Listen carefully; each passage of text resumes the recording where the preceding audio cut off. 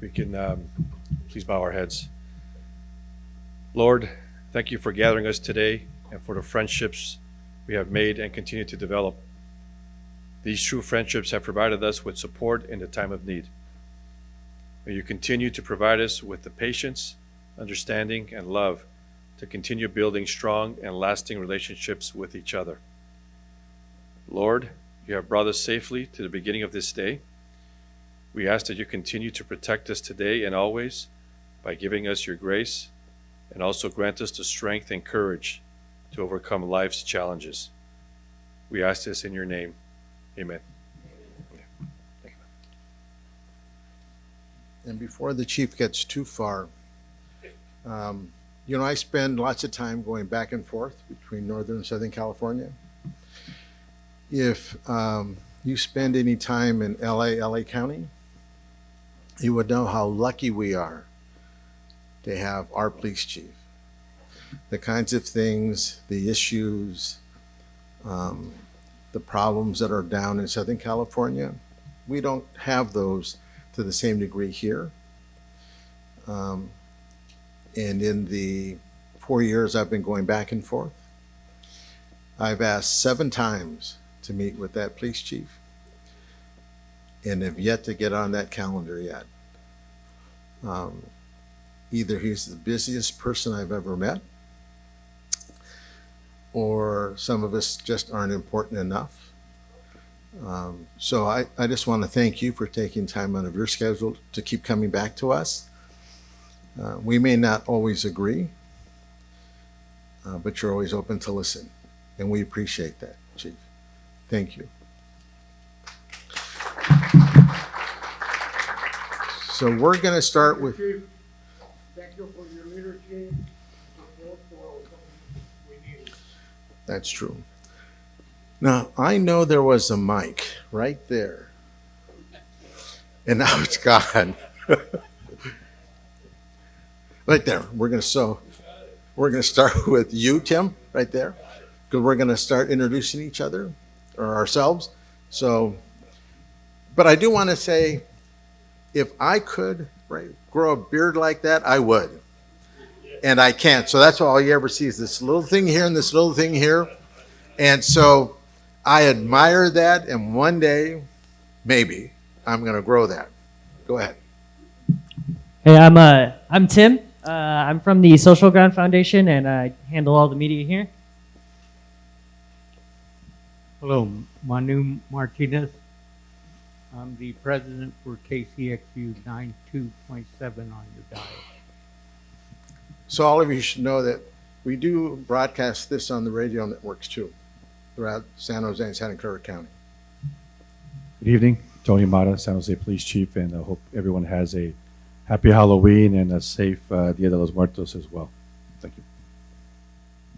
Hello, everybody. My name is Marcel Lugo. I'm the Community Outreach for District 7 under Councilmember Bien Duan. Any questions or complaints, come to me. Mostly the complaints. I'm Gabrielle Antolovich. I'm the board president for the Billy DeFrank LGBTQ plus Community Center.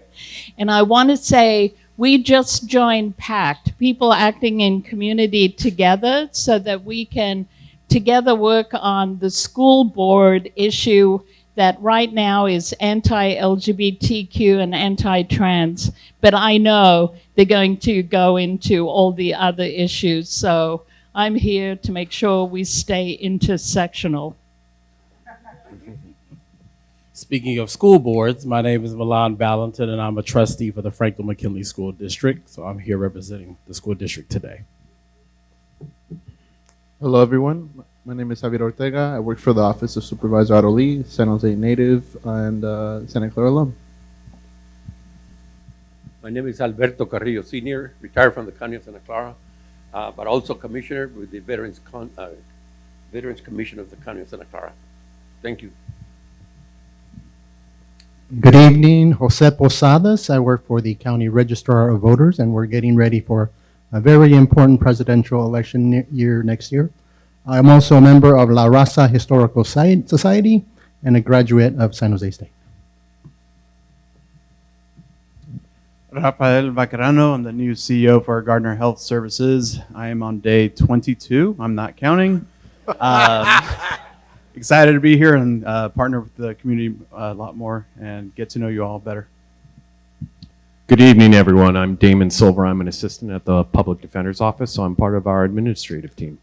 So before you pass that, Mike, hold on to that was way too quick. You know, we have yet to have, at least in my tenure, your office come and speak to me. So we'd like to extend the invitation, but having now gone back and forth to Riverside, San Bernardino, Santa Clara, LA counties to see how public defenders' offices work. We are really thankful for your department and the fact that you don't deal with things that happen today. I've noticed you're really out there a year or two ahead. And I can tell you by talking to the district attorney's office in Orange County, they despise you. And that's a good thing. I was going to say, Bob, I definitely would take that as a compliment. You should. And I'll say this, that I know Molly actually has been invited before, loves to come out here and present. I'm sure she would like to present. And there's so many real interesting issues we'd love to come talk about. You know, the Racial Justice Act went into effect about 2.5 years ago, but becomes retroactive this coming year. And so figuring out how we're going to manage application of the Racial Justice Act in this county is a real big question. And could be one of many topics we'd love to come and talk about. So I'll take the message to Molly. Thank you. I'd love to present or talk, and I'm sure she'd like to join us. Thank you very much. I think we have our next speaker, don't we? Yes, sir. Well, congratulations on day 22. I think I'm on day 3,000 something. But welcome. Bob, I do need to correct you about you going back and forth to appreciate our chief. I don't think we need to leave San Jose to appreciate our chief. I think the mayor missed it, though, when he had his State of the City address, that he didn't call you up for an innovation. He didn't realize what your real job is, and that's spiritual guidance. Thank you. Dennis King, Hispanic Chamber of Commerce, troublemaker back from the days when Vic and I both were Spartans together.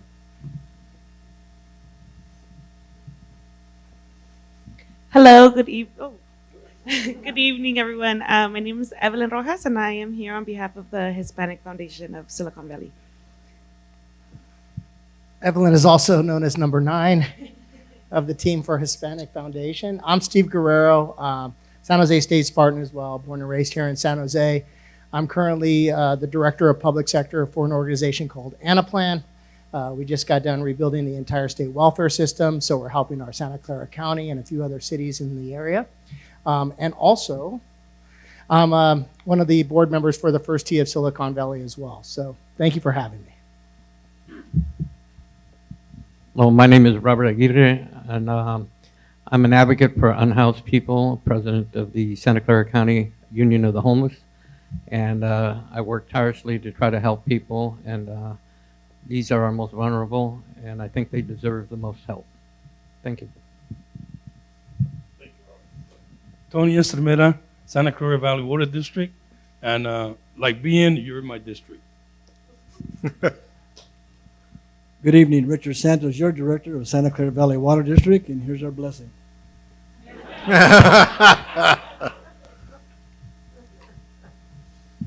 I'm Ramon Martinez from La Raza Historical Society, and over the next 6 months, we're going to plan the best Cinco de Mayo in this town beyond one day. We're going to try and get as many agencies as possible to work on a program of a couple of weeks. Thank you.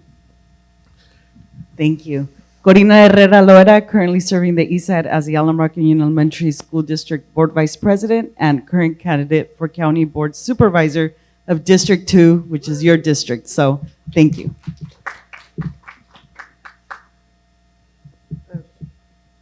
I'm Dr. Consuelo Rodriguez, born and raised in San Jose, graduate from UCLA, but undergraduate at San Jose State, and very much an advocate for Corina for supervisor. Thank you. And I'm also a member of the La Raza Historical Society. And we are cataloging and doing research on the history of the Santa Clara Valley and the role that our people played.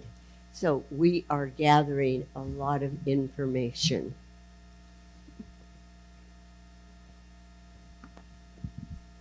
My name's Steve Premature. I'm with the County Executive's Office, and I would like to give props to the Public Defender's Office via Damon Silver. Nearly perfect attendance.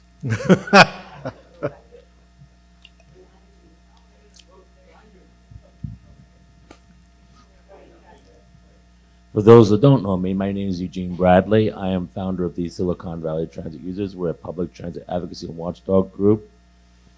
I don't know if you've heard about the news today about the fact that VTA received $375 million from the MTC to go towards the second phase of BART to come down through downtown into Santa Clara. Just wanted to pass that on in case you didn't know it already.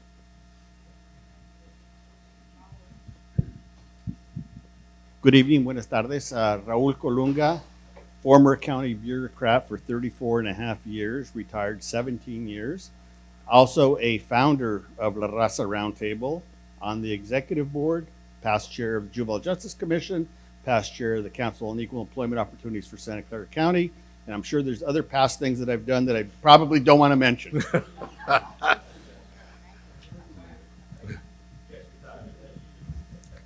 Lori Ramos Chavez, Vice President with Connection Community.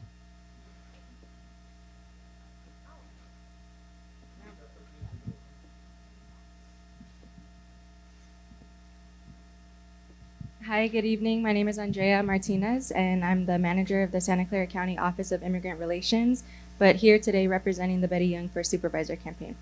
I'm her campaign manager. Thank you. Hello, Kwasiwat Trinidad. I'm Director of Program Operations here at Connection. Kanakarakat Joey, Kanahini, Dolores Sanchez, Kanaruta, Moakma Territory, Ohlone Land. Tamian speaking villages. My name is Joey. I represent the Moakma Ohlone people. My descendant is Dolores Sanchez, Julia Lopez, and Geraldine Dominguez. And right here you stand on Tamian speaking villages, Moakma Territory, Ohlone Land. Also am a community worker here at Connection under the First Five program. Thank you.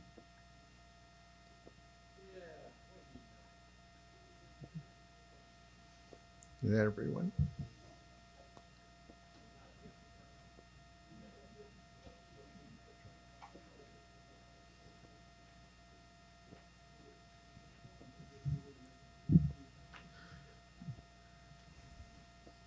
Okay. So we're going to start off just a little slower today. Mostly because I feel a little slower today.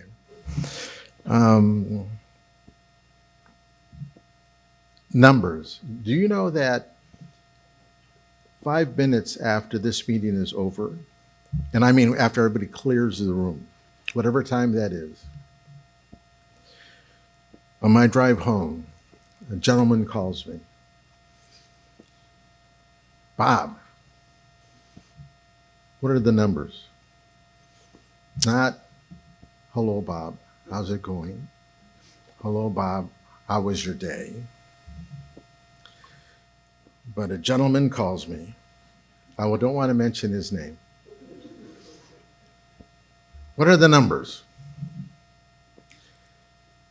And I never really know how to answer that.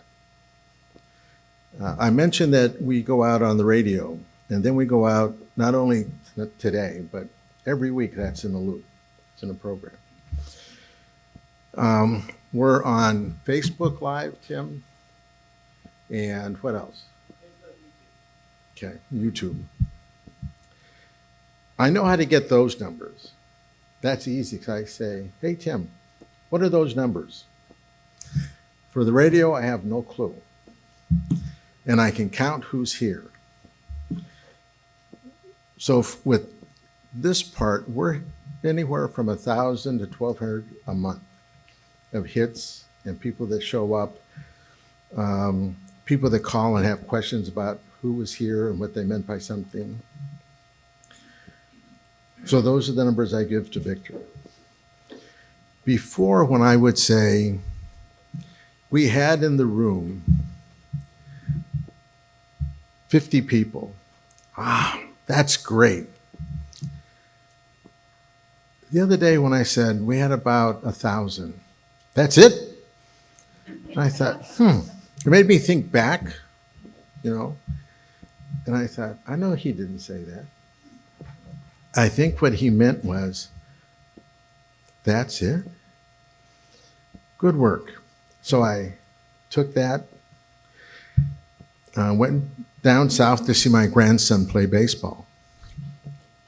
And he is 5 years old. So it's T-ball. He swung that bat for the first time, hit himself in the back of the head. Bam! Yes. And he said, Grandpa, it hurts. And I go, and I thought about these conversations Victor and I have.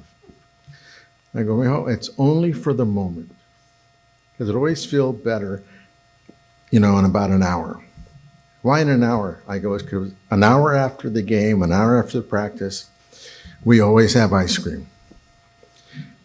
An hour after I leave here, I always have ice cream. So Victor, no matter what the number is, I always have a banana split when I leave here. So it's always good, Victor. And I learned that from Victor, oddly enough. So we're going to start. I do want to come back, though, and ask, Roman, when is the date for next year's event? Your event. I'm going to say September 2, 2024, La Raza Historical Society will celebrate 6 community leaders. That's right. And At the Mexican Heritage what surprised me is, if you went to that event, it was exceptional. But it was sold out 2 weeks after they announced it. And then they kept announcing it. So if you heard it here, get your tickets quick, because in another month you can't get them. But they'll keep announcing it over and over and over again. Yes, sir. So you're talking about me, I want to share something. Oh. The event was such a success that there were scammers selling tickets. It's, We have tickets. That's what we get for bragging. That See? we sold out. See? We'll never do that again. Well, it was an exceptional event. I had an exceptional time. I learned a lot more about Victor and his background there than I've known him since I've been up here, 20 plus years. But some of those things I heard for the first time, and about a lot of those persons. And so I think it's important, if you've not been, to go. And it's still going to be at Mexican Heritage Plaza, you said? Yeah. Okay. So that's your free plug. But do get your tickets early, because you will not be able to get in for what that's worth. So, Esther, do you want to go first? Okay.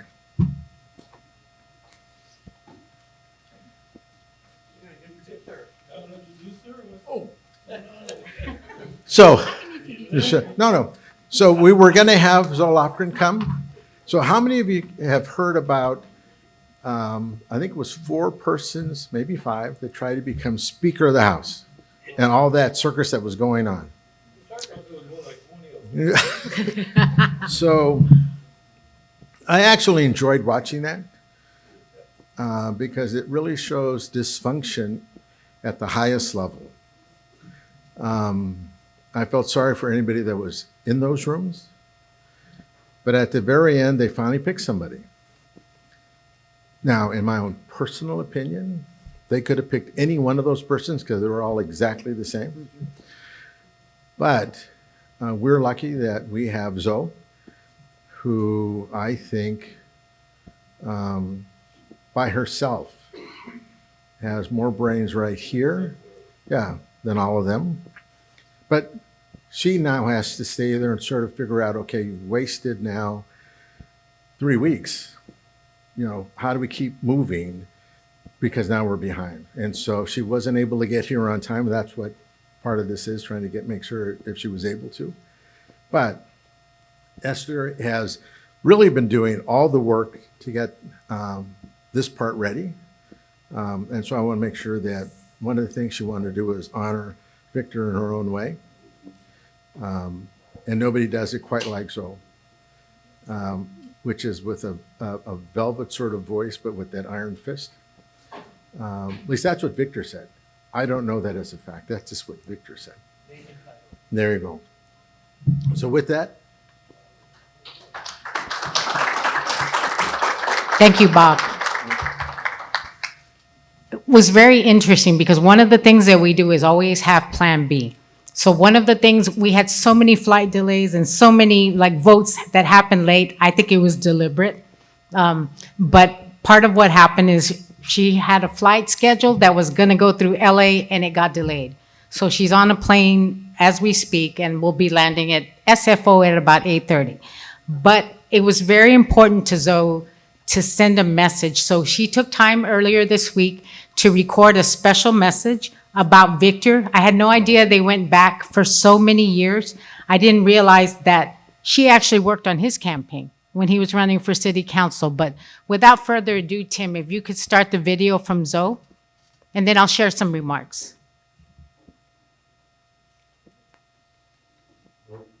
Inviting me to your meeting, and I'm really sorry I can't be with you in person. I'm sure you've been watching the chaos here among my colleagues on the other side of the aisle. And we now have a speaker who is among the most right-wing in the House of Representatives. We've got a schedule, and that voting schedule kept me from being with you. You know, I want to give, I was going to give a few legislative updates, but since I'm not there, I'm going to ask Esther, who is my district chief of staff, to give you an update on some of what's going on here, as well as touching on the immigration issues that are so near and dear to my heart.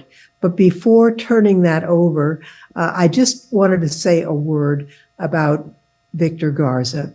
You know, Victor Garza and I have been friends since the 70s. I remember my husband and I working in his campaign for city council, which he lost by just a hair.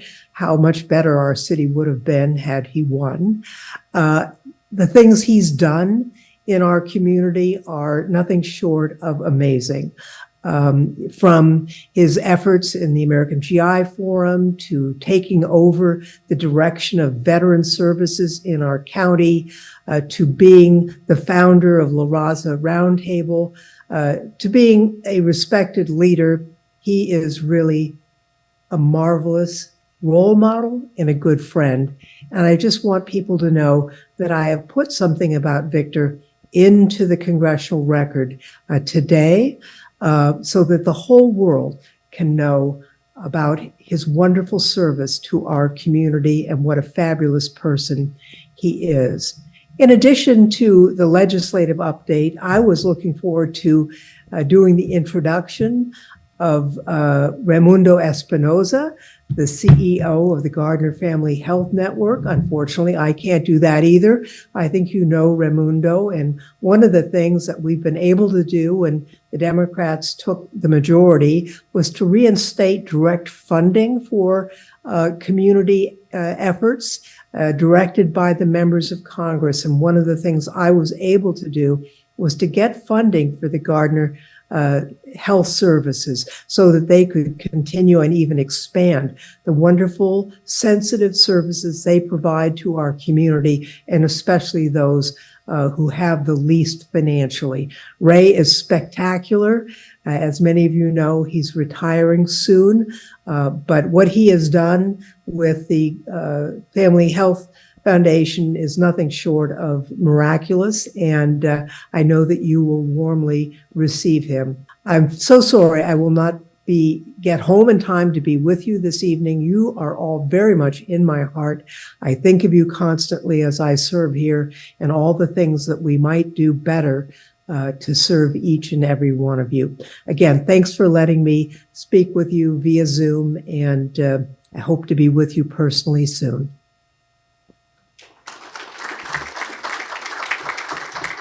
So Zoe mentioned that she entered a congressional record. And what happens is when Congress meets, everything that is said is captured and put into a book. Victor will be getting a copy of the congressional record about himself. It has very, very loving words from Zoe and a lot of accomplishments about Victor. So on behalf of Congresswoman Zoe Lofgren, I want to present Victor with the congressional record. You're going to get this very thick book from Congress, Victor. It'll come to you at home, but it's here in print, the words that are shared. And so I just want to read the last paragraph. Victor has been a strong force for equitable education, social and health services, immigration issues, employment, and veteran services. And he impacts the Latino community in ways that are immeasurable.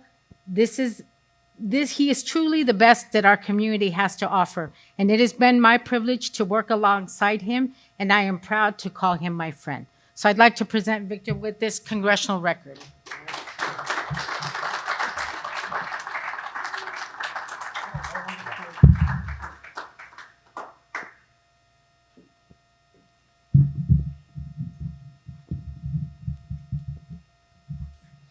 Thank you very much.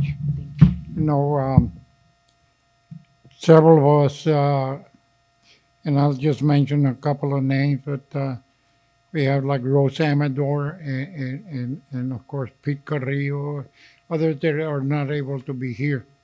But we had an organization at that time called Chicano Employment Committee.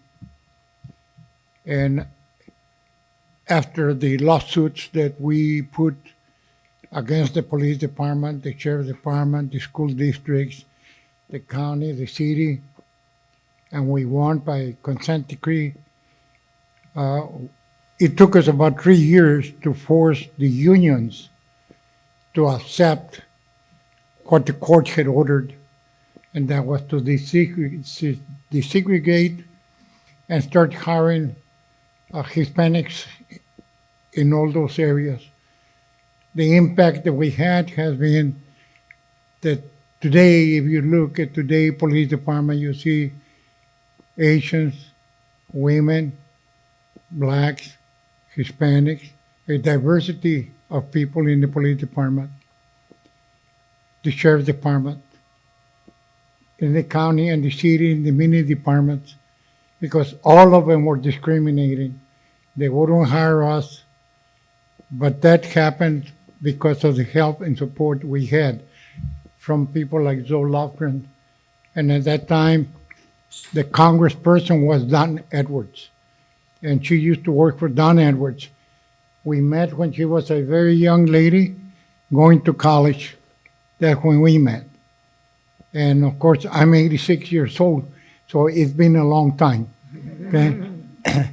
But I met Tony at that time also, and he used to be involved with Bob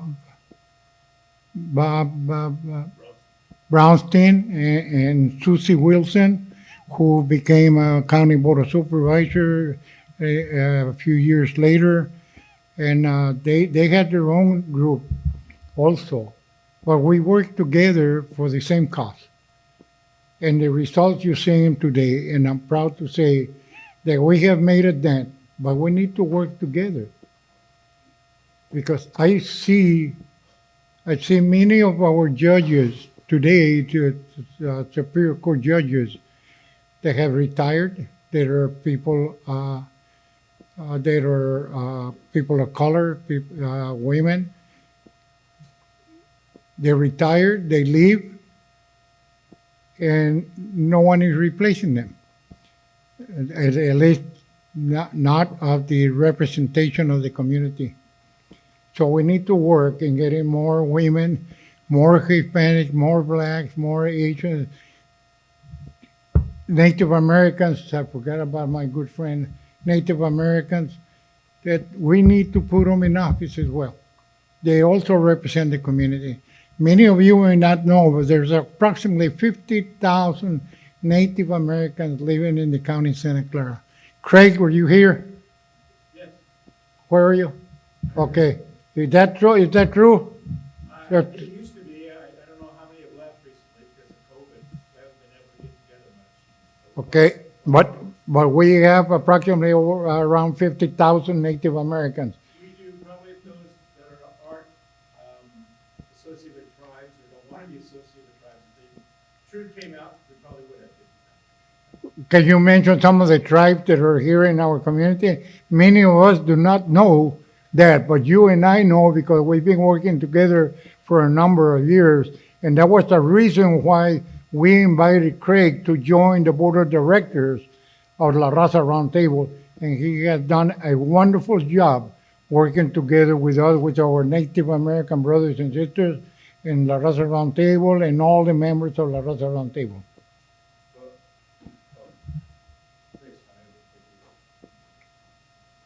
Okay, well, can you hear me? Try it again. Away from my post. Oh, okay. Of course, there's Joey, of course, you mentioned Moekma, Pasiwa, Lasho. Yeah. You got, Washo's close, Ayu's here, what can I show them?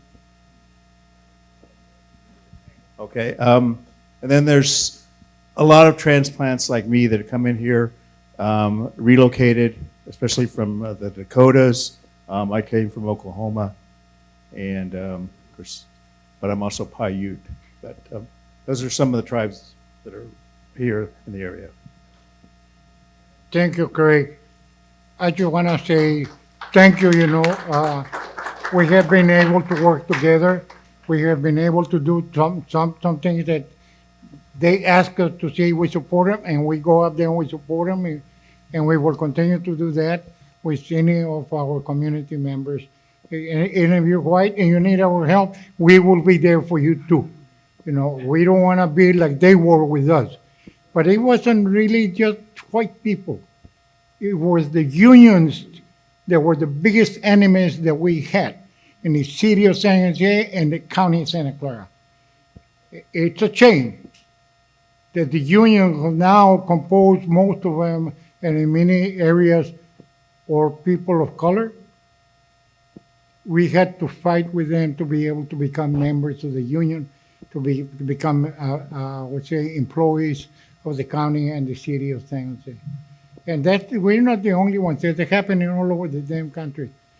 But we've been fortunate in having good people working hard to create the changes to give our kids, our grandkids, or my grandkids, other grandkids, the opportunity to be able to have a good job, to get educated. That number one thing for me is getting educated and getting good jobs. Thank you so much. Thank you for Zoe, please, for me. Probably I hold her as one of my dearest friends that I have had since the late 70s to today, and she's still there. And she's still there. Fantastic lady. Thank you.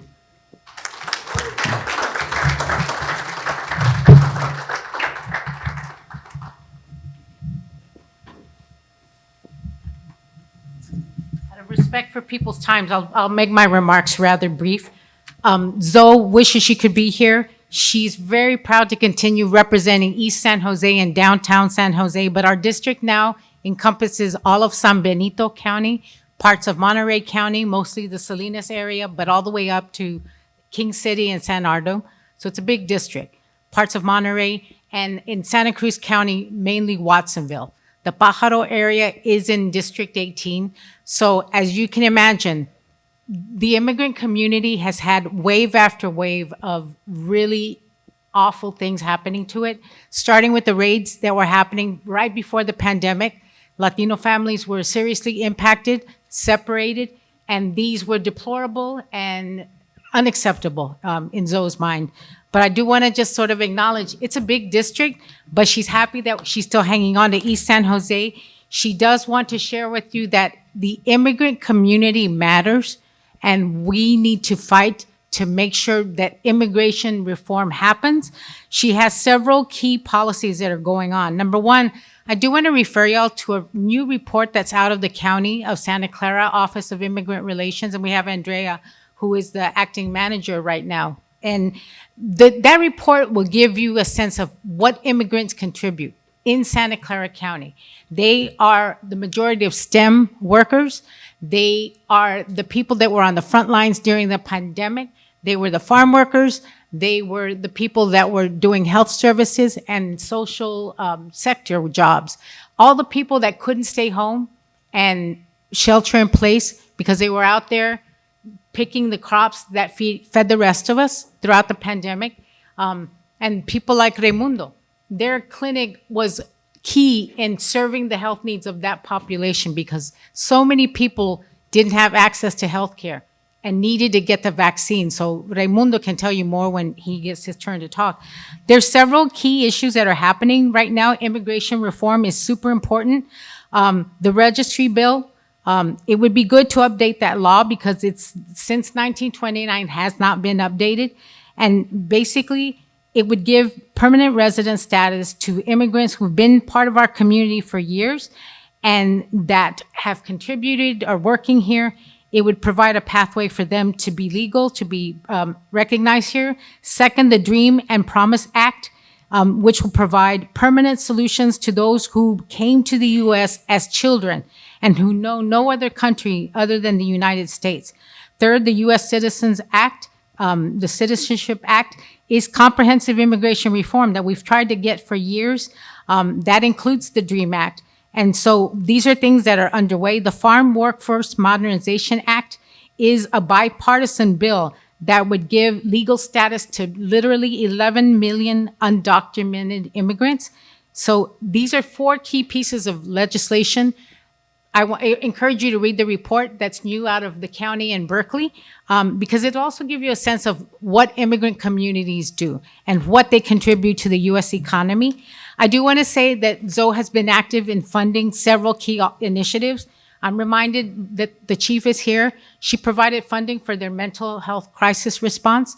She provided funding to Gardner for many, many services. The Latina Coalition is doing a report on the impact of COVID on Latinas, and so that will be coming out. The Prosperity Lab has funding throughout the district to address the needs of small businesses and help stabilize them.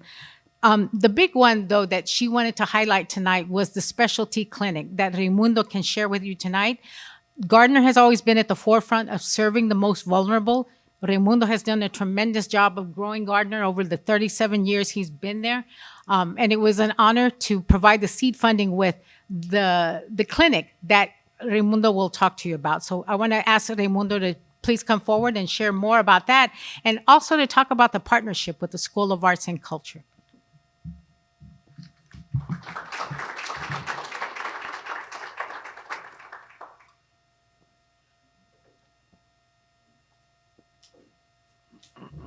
So later on, I think you're going to get a bigger perspective on this effort. First of all, I want to thank Zoe for always being there for us. I mean, she's been there for over 30 years and has helped not only expand Gardner. We started out with a budget of 2.5 million. This year, we're going to be 93 million with multiple sites and services, but also fostering growth from a lot of the other health centers. When we first started, we were the only what they call federally funded health center. Now there's about 8 other health centers that are federally funded to serve the community. So you're going to get a bigger perspective on the effort because I think it's about a vision that the School of Arts and Culture has had. I like to say that they invited us to be their partner. And that was because when the pandemic hit, the hardest area was the east side. The highest numbers in terms of impact was the east side. When we were doing testing, we saw a 30% positivity rate, which was exceeding any other area. And so at that time, I went to Jessica and Vanessa and asked, can we do something here? Because we needed to save some lives, and fortunately that we were able to come together as a result of that effort, and we provided over like 25,000 vaccines, 15,000 tests, and again, it was a massive operation because we were seeing 800 people a day, right? And we were the first program to provide services without a computer, right? First come, first serve, because our people were having a hard time using the computer to even get a vaccine or get tested, and we were able to develop a system whereby they could just come in, and we had cycles where you had to wait, but you were able to walk in and get services, and I think it was really helpful and beneficial to all involved. But that partnership, talk about partnerships, and it takes everyone to make things happen, was really bigger than us, because we were the impetus, but then the county came in and provided free vaccines, because at that time we were looking at it and said it was going to cost us $100 a vaccine. And we said, oh man, we can't, that's like a whole lot of money that we don't have. So the county came through and provided us with free vaccinations. We worked with our nursing students to help us provide vaccinations. We worked with the School of Arts and Cultures to help us be able to get people to keep distances because of the pandemic, and help us with the parking situation. And also, I don't know if you were there, but brought in this humongous tent. I mean, it covered the whole. If you've ever seen the Mexican Heritage Plaza, it covered the Mexican Heritage Plaza from one end to the other. But that our relationship and our effort really came through, and as a result of that, later on, because of their leadership, they said, you know what, we're looking for a partner because we really think we have this big vision. They didn't tell me all the vision. They said, you want to be our partner? You want to be a partner? And because we want to buy this building across the street, and we want to partner with you, and if you're willing, let's do it. So yes, we partnered together. We bought the building for $10.2 million. Our part is about 35,000 square feet, and it's going to be the Gardner Wellness Center. And she'll show you how it fits in the bigger scheme of things. But basically, our role, and I spoke about it a little bit before at my retirement, and that is, people think, culture, School of Arts and Culture, and healthcare, and how does that work? And I said, well, and then you know what? It's a reality. It's about cultura cura, right? Culture heals. And what better way than to bring in people to at least engage in getting health care?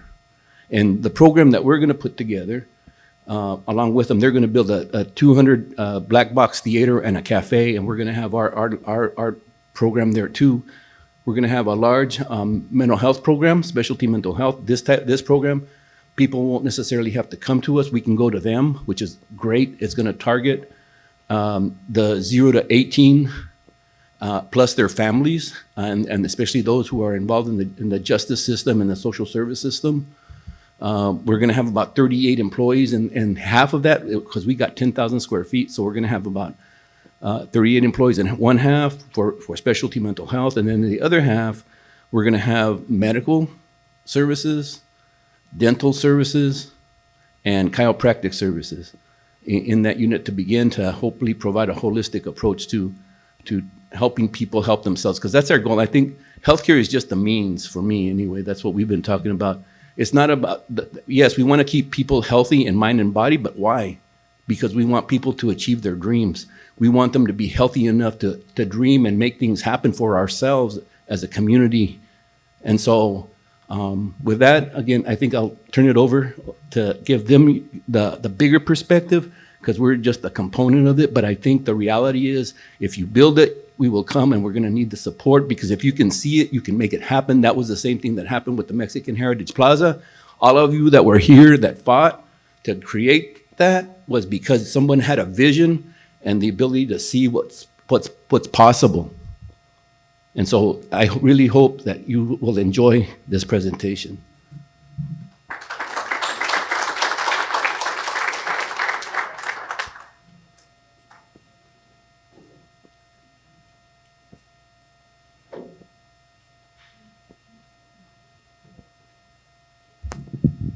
Hi, everyone. My name is Vanessa Shea. I'm the co-executive director of the School of Arts and Culture at the Mexican Heritage Plaza.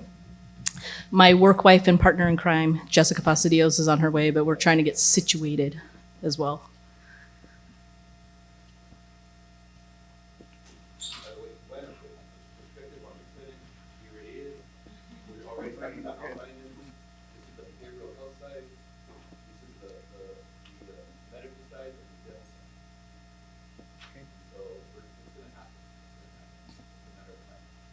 All right, ready? Ready? Yeah. Okay, so my name is Jessica Pasadillos, co-executive director alongside my partner in crime, Vanessa Shea.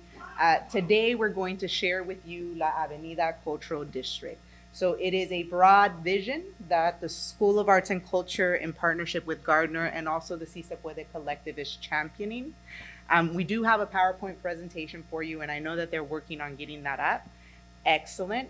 And so we're going to get started, and then we're going to call in our troublemaker, Chris Esparza, who is our Director of Community Development. Honored to be here. Thank you. So this is, as you guys know, an image of Cesar Chavez Day that the school hosts in partnership with the Alum Rock Union School District. And I think for us, right, so one, I think that the current team at the Mexican Heritage Plaza owes a great debt to the people in this room, right, who championed, the legacy and, resilience that Cesar Chavez represents. For us, this is core, right, of what we want more of in our community.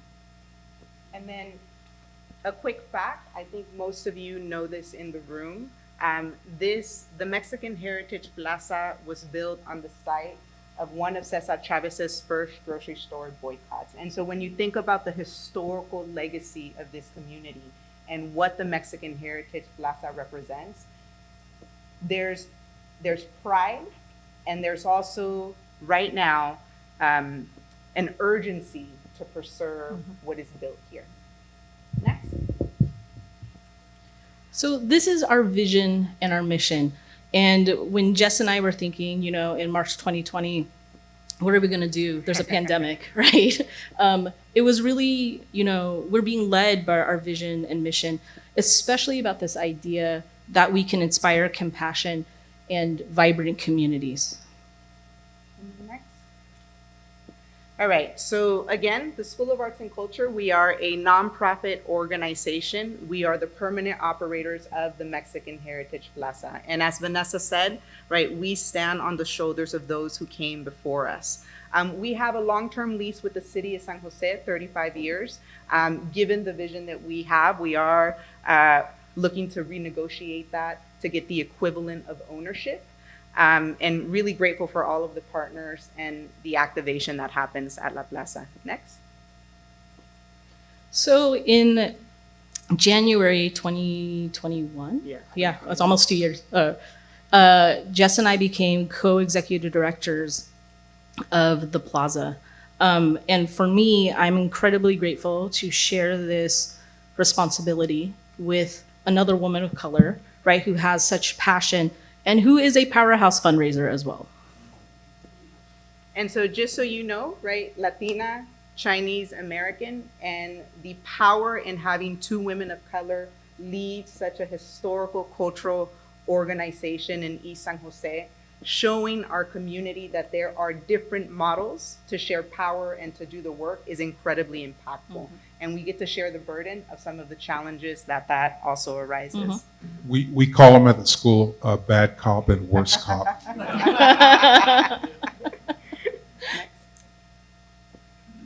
So we're going to share a little bit of information with you about what our programs look like pre-pandemic. All right.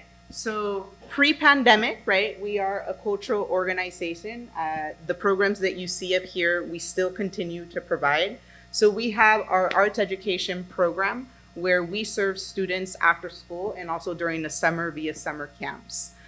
We also have our leadership development program for artists of color.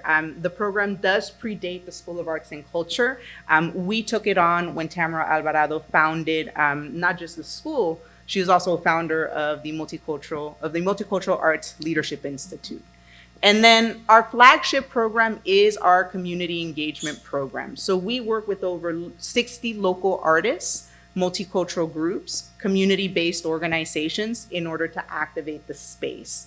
And we are providing folks with technical assistance in addition to subsidies. So if you are a CEP partner, most likely you are getting the facility at a 50 to 90% discount in order to activate the space. Next.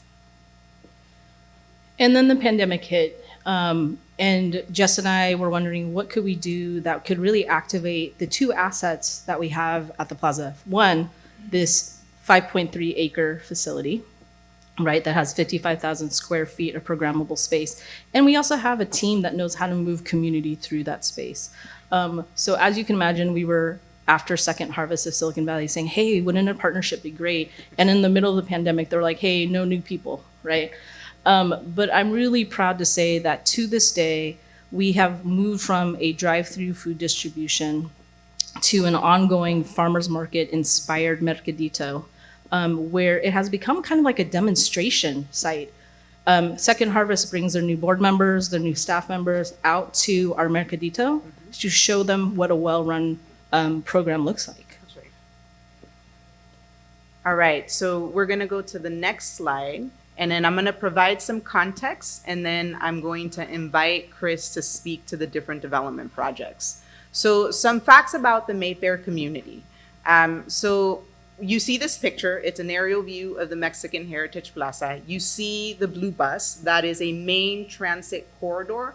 That is a 7-minute drive to downtown San Jose. It is a 10-minute drive to the new Google campus that will eventually be built. And it is also where BART is coming. And the reason we want to point that out is these are the indicators that the built environment is changing, right? So here in East San Jose and in Mayfair, this is where your working class, immigrant, Latino, and Vietnamese community lives. The essential workers that were packing our groceries during the pandemic, this is the community where they live. Ironically, this is also a community that is in advanced stages of gentrification. And so for a cultural institution that sees over 150,000 people a year coming from as far as San Francisco and Sacramento, we know that unless we take an active role in informing the built environment, we are a part of the problem. And so for us, our new body of work is community development. We are looking at the acquisition and development of property in order to preserve what currently makes our neighborhood, our community unique. And so we're gonna go to the next slide, and then we're gonna have Chris speak to the different projects. Okay, so what you see in the reddish color is the existing plaza, and then the boxes, I'm sorry, the blue is the existing, and then the gravel lot would be another building. The parking lot where you currently park in off of Alum Rock would become a large parking garage with a potential green space or park on top. And then our King parking lot would have bottom floor, some parking with retail, and then housing above that. So we're kind of putting to use the parking lots for a far better use moving forward, and then that undeveloped gravel lot that's along Alum Rock to a far better use as we move into the future. Another aerial view of the plazas in white currently, and then the two spaces up and to the right are the housing, and to the right and up is the parking garage, and then the gravel lot would be additional classrooms, rehearsal spaces, retail on the base floor, and more office space for the plaza as we kind of we're just running out of space internally. We're at times 18 months out to reserve space to rent in the space. So we saw a big need for the Black Box Theater across the street for a couple of reasons. Our theater holds 550, but a lot of groups are so small that they need to be nurtured forward. So a 200-seat theater across the street that they can grow into the 500-seat on the plaza grounds. Now, because pictures bring the vision to life, we're going to go to the next slide, and you're going to see different renderings of what Chris is talking about. So this here is the 28,000 square foot commercial building that we bought in partnership with Gardner Health Services. It includes the Family Wellness Center, a Black Box Theater, in addition to a cafe. If you go next, this is the gravel lot that Chris is speaking about. So this is a 5-story tiered commercial building, and Chris did put a restaurant at the top. We envision partnering with local businesses, social service agencies. In addition, as Chris mentioned, we need additional space. You see the parking garage and you see a park at the top. So currently our facility, we are able to park 240 cars. This would increase our capacity to 600. And I'm gonna call you in, Chris. Can you talk about why for us it's important to have a parking garage? Because I know we've gotten questions about it. Yeah. One, the neighborhood around us is incredibly impacted with multifamilies living in each individual household. So they're literally fighting to be able to keep the spots in front of their house open, and they're doing whatever they can to survive.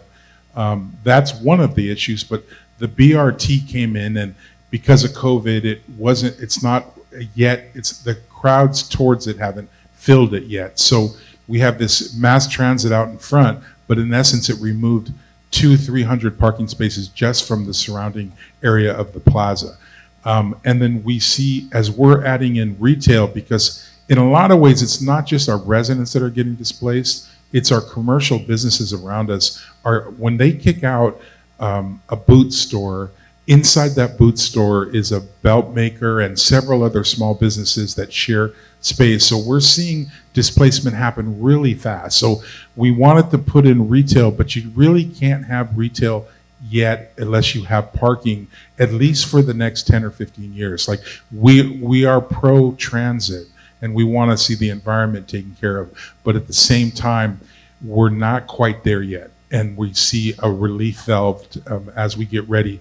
And then eventually we would take that same parking garage and convert it to more housing. Thank you. Next. And this is what we envision on our King parking lot. This is a rendering for about 100 units of affordable housing, right, with commercial space on the ground floor as well. And part of what we're really excited about and what we are indebted to our partner Somos Mayfair for is that there is a local preference policy now in place, which means that people who live in the neighborhood will have the choice to whether or not they want to continue to stay in that neighborhood when affordable housing units come available. And so just a quick shout out to Senator Cortesi, because he championed the local preference policy at the state level. And so right now, because it's a call to action for everyone in this crowd as well, we are looking to our city to also come up with a local ordinance in order for us to be able to take advantage of this. And so really excited about that. With the potential of potentially piloting it here in this development. That's right. Next.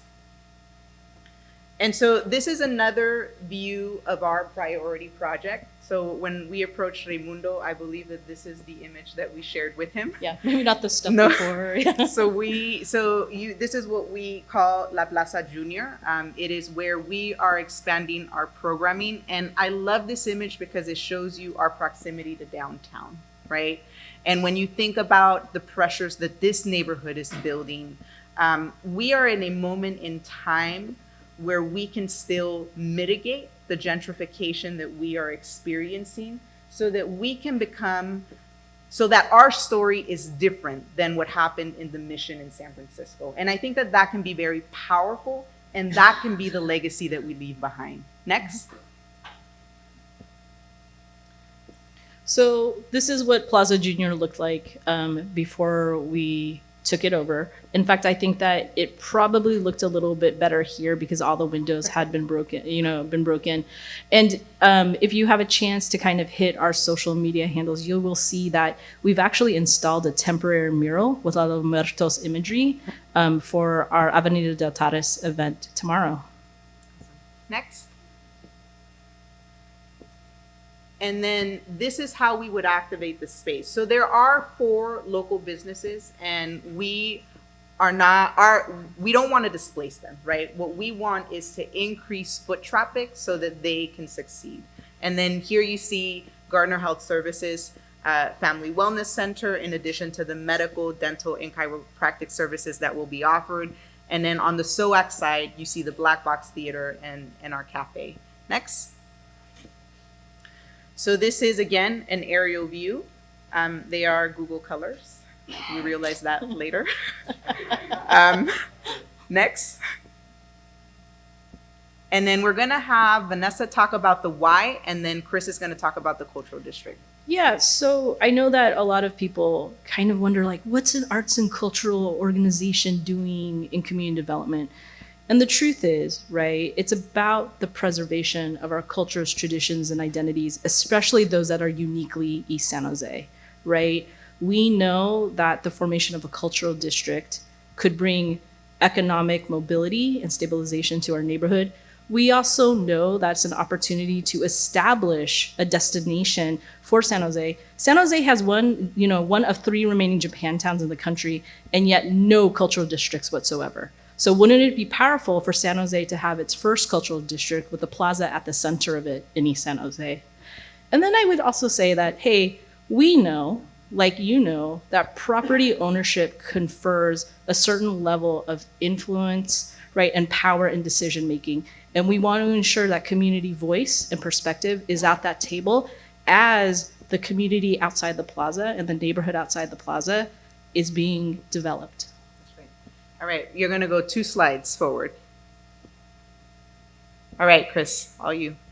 Okay, so the other project they have me working on besides the development across the street is contemplating and moving the neighborhood to being a cultural district. And kind of the definition, we're looking at more of a corridor right now, La Avenida, something that starts at 5 Wounds Church and encompasses the plaza on the other end. So you have this amazing little Portugal and Mayfair that they sure don't need us to say that they're an established neighborhood. They've been doing it for years. What we want to do is bring a little bit more identity, branding, safety, beauty, creativity to those neighborhoods and become San Jose's first cultural district, and eventually including and working with both the SOFA district and maybe Japantown to also bring them along with us. But what we kind of see is not just having other neighborhoods outside of the east side being vibrant and having their businesses being strong, but kind of seeing making sure people know what an amazing reason, how much joy happens in this neighborhood, and to come experience with us. You want to see some other images? Next slide. Yeah.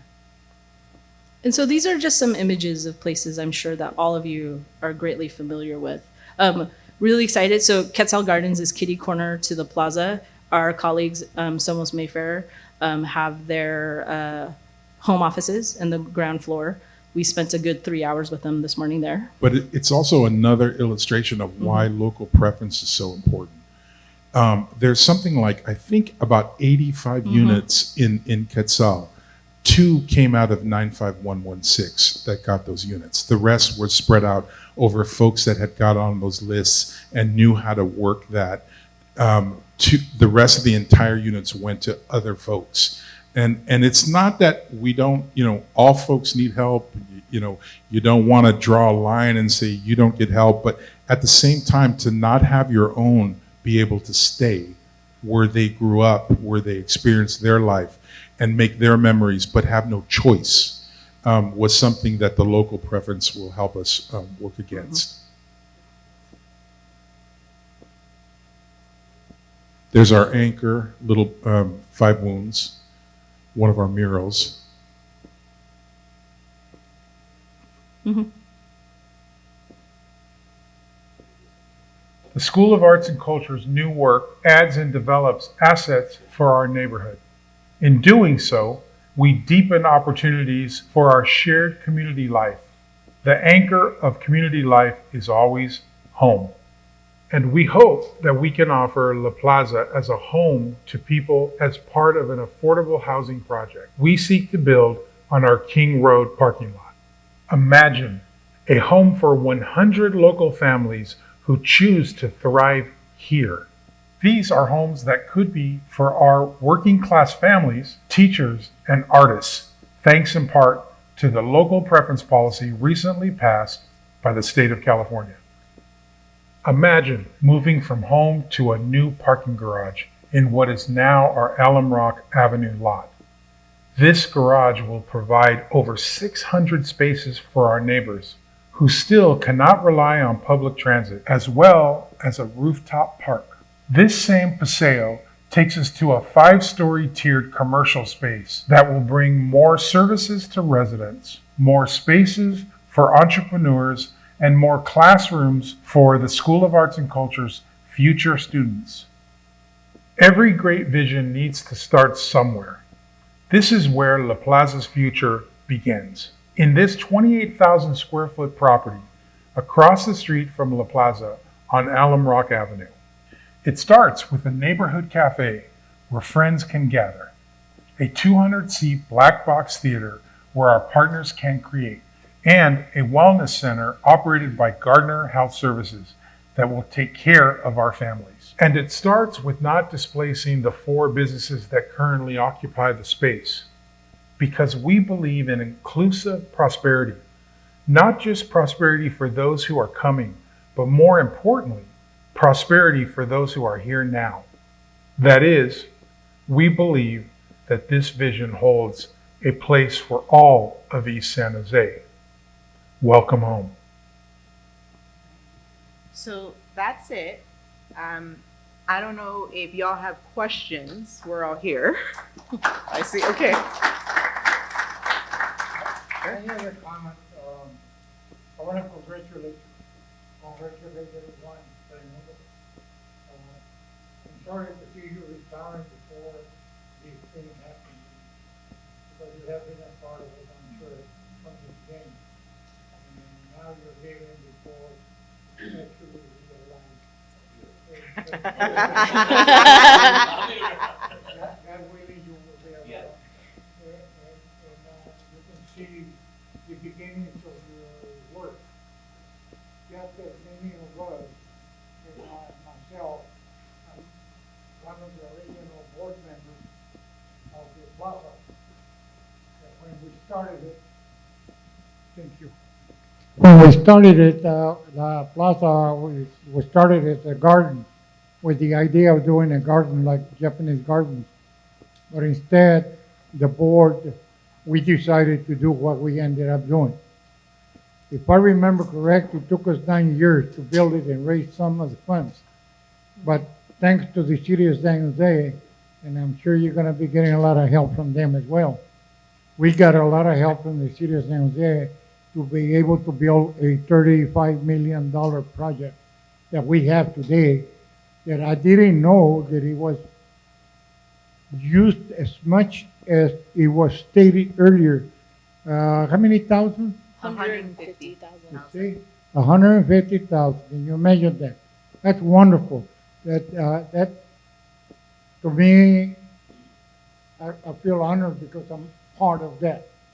And I take a lot of people that come from out of state, and they come to visit me, and the first thing I do is I take them there. And sometimes they tell me, well, we're busy, or we cannot do this right now, and then I keep talking to them, and finally they say, okay, we'll go open the theater so they can see it. It's a 500-room theater, which is great, it's beautiful, and I've seen it being used, but I didn't know it was being used as much as we are hearing today by the presentation that you guys are making here today. I have nothing but to commend all of you for the hard work you guys are doing, because we went through it. We went through it. And for a long time, we went through it until we began to develop the project and began to see what it took. I will recommend one thing, and I fought like hell to get the contractors and the city to put more bathrooms for women. You know what? They say, well, we're doing what the code says. You're doing the minimum what the code says. That's what the code says. It's the minimum. So if they say 10 bathrooms, you just build 10 bathrooms, even though 15 bathrooms are needed.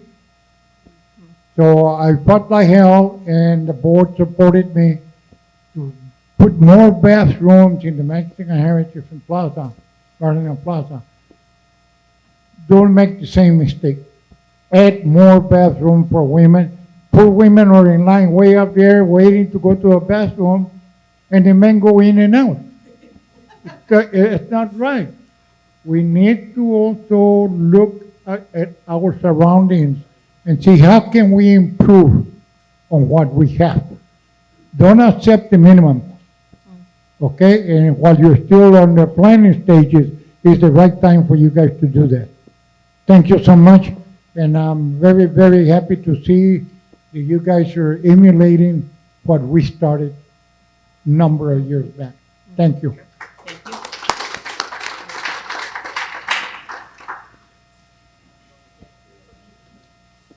I got a couple of questions though regarding the parking garage. I noticed that you're proposing a 600 space garage. I don't know if you folks have ever heard of VTA's Visionary Network proposal. This one. You're gonna talk to this one. That proposal seeks to increase overall transit service in the area in fact, throughout the county by over 83%. Has it ever been considered about that garage, given the proposed increase, that spaces in that garage could have easily been had more housing, or even, as Victor brought up, even more restrooms, particularly for women Chris, and men? Give it to Chris. Give him the mic. Give him the mic. He goes to the VTA meetings. Yeah, I go to a lot of VTA meetings. Well, a couple things. We're talking to VTA and the city about all kinds of things. I think in a way their engineers and their folks don't necessarily like talking about adding parking spaces. But at the same time, the neighborhood is in pain. I'm completely honest about that. And so we need to see something in the gap that makes it so that, sure, there's going to be pain when we push away from vehicles, but at the same time, we have to have something in the transition. We're not there yet. We have 4 lanes taken up by buses on a 6-lane road, and at times the lights are not timed, and there's 100 of us sitting in cars, in an individual in a car, spewing the fumes that we all thought the BRT and that would change, but it's not there yet. But it's on its way. So we're hopeful. The other thing is we're talking with an architectural firm that's, strangely enough, based in San Jose, that their specialty is creating parking garages that can be converted to eventual housing. So we're not thinking about that. If I had to choose between creating a parking spot and 200 more homes for our families in our neighborhood, that's an easy choice. But it isn't that easy in the sense of the overall picture. Which is logical, and thank you. Thank you for that. One more, I don't know if you considered working with Catalyze SV regarding the design of that. Have you contacted them? Yeah, is that Alex Shore? Yeah. Yes. Yeah. I work with them. Okay, on stuff. cool. Thank you. Yeah? Okay. You get to pick one more question. No, you get to. Okay. I'm going to bring something up that you may have already addressed, but since this is the first time I'm hearing this, and that I'm living through this, Sure. and that is that I'm going to be looking for senior housing. Yes. And I live in a very nice part of San Jose. But I don't want to have my senior life there, okay? I'm 79 years old and I'm proud of it. And what I was now looking at, and it's interesting to hear this and come here today, was I was raised near Japantown. Oh, yes. And so a friend of mine, Japanese and so forth, called me and they said there's senior housing here.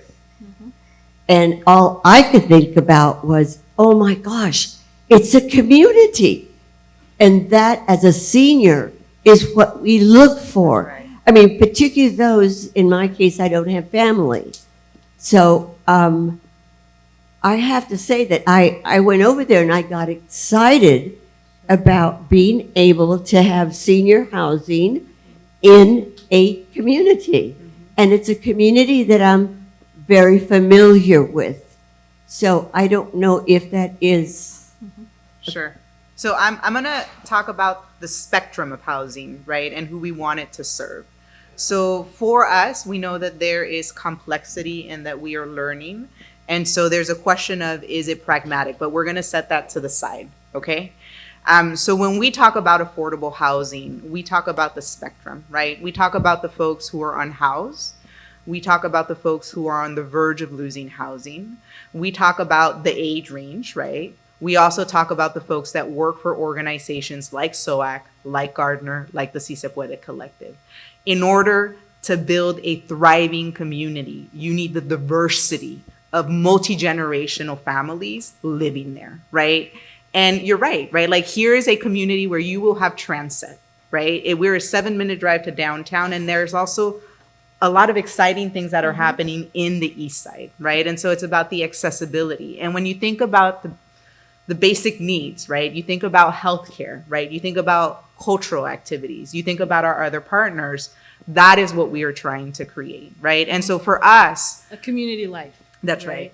A community life that is right outside your own front door. And that's what I liked about Japantown. That's right. But again, I grew up near that, so it's very familiar, and I feel at home. And yet, to find out that, gee, there's going to be one that's my culture Sure. too, and mixed. And just go for the New York. Yeah. Well, and this is why policies are incredibly important, right? So we talked about local preference, right? Because we want to be able to prioritize our neighborhood. There's another policy that was passed and it was signed by the governor, AB 812.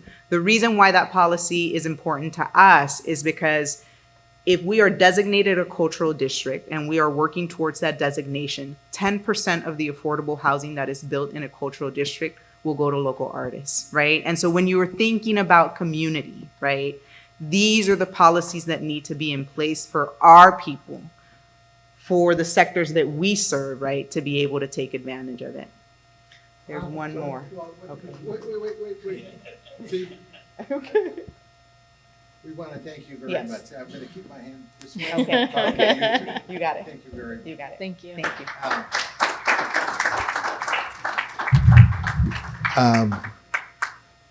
I was paying attention to how many notes Victor was taking. So the phone call tonight is going to be long. If you've noticed, the last 3 meetings, we've had different nonprofits come and present. And it's important that we educate ourselves as to what's going on out there. And one of the questions I know Victor will ask is, what can we do to help? It's not enough that we just listen. We really have to thank Zoe for really bringing you all together. But Astor, we really have to thank you. It took us 3 months to put this together. It took Astor 3 months to put this together. And so we really do want to know, what can we do to help? We don't want to just sit and listen and smile. So give us some things that we can do. And 3 things to sort of tie it up for us tonight. Because one, I try to make sure we're done on time. One, Ray, you may not remember this, but 14 years ago, my first experience after I finished being a superintendent, after I tried to figure out what I was going to do, was putting on a medical sort of event for the students over at Milpitas Unified. I called Ray, it's a cold call. You know, I don't know how to do this. It's a new foundation, tell me what to do. So he told me he had 20 different nonprofits and medical persons there. That day had to be 108 degrees. We were the only ones there. All of the nonprofits, because the one thing nobody told me is, Bob, you should advertise this. And so I didn't. And I felt like, well, there's a word you use, and that's what I felt like. And everybody else sort of left, except for you, who comes over, sat down with me. And this goes, you know, the next one will be better. And I never forgot that. And I never said thank you. So thank you, because I was ready to give up just on that very first time. But you gave me 3 minutes. And I appreciate that. We're going to give you a lot more time than that because your ideas were great. Victor was right. And the last thing is, you never retire, I found out. You just don't get paid anymore.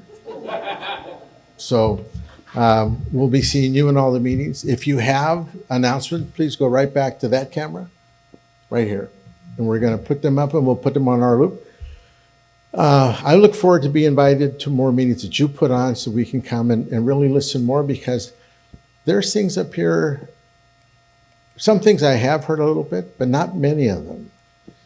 VTA, I hate going to VTA meetings, but I will do it if that's one of the things you ask us to do. So thank you all very much. Thank you all very much. And this is the time, really, if you have questions and things you want to talk about, do it over a plate of food, because we want to make sure that we don't forget that we're really all just friends in this room. So thank you all very much.